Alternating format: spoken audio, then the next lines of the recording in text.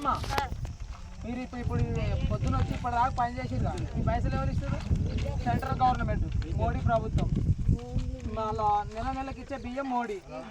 ఆ తర్వాత మనకి గ్యాస్ లేని వాళ్ళకి ఫ్రీ గవర్నమెంట్ మోడీ. కాబట్టి మీరు 5 ఏళ్ళకు ఒకసారి ఎలక్షన్ రేపు వచ్చే 1000 రూపాయలకి ఆశపడి వాళ్ళకు విశ్వాసం, పైసలు తీసుకున్నాం కదా మళ్ళీ మోసం చేయొద్దని మీరు వాళ్ళకి ఓటేస్తే మీకు 5 సంవత్సరాలు నెలకు 60 నెలల బియ్యము, గ్యాసు, ఆ తర్వాత పనికి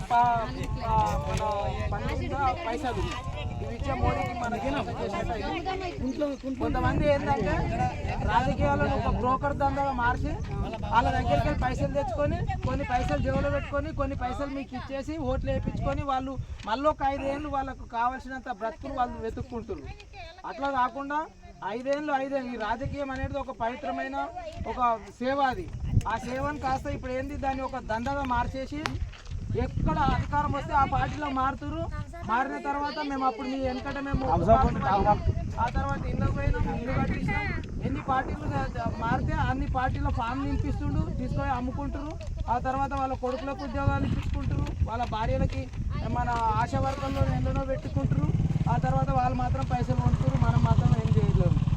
అందుకని పువ్వు గుర్తు మీద ఓటేస్తే మనకి ప్రజలందరికీ చదువుకున్న వాళ్ళకి ఉద్యోగాలు కాకపోయినా పని కల్పిస్తారు, కంపెనీలు తెస్తారు.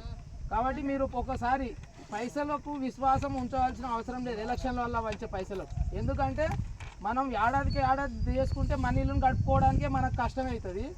అటువంటిది వాడు ఏ కష్టం చేయకుండానే ఈ లోకమంతా పైసలు వంచుతుందంటే ఈ లోకం మొత్తాన్ని దోసుకున్న పైసలు అవి.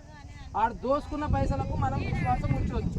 ఖచ్చితంగా వాడు దోసుకొని మళ్ళీ మనని ఇంకా మన మీద పెట్టుబడి పెట్టి ఎట్లయితే దోసుకోవాలని చూస్తున్నాడో వానికి అదే మన ఓటుతోటి దెబ్బ కొట్టాలి.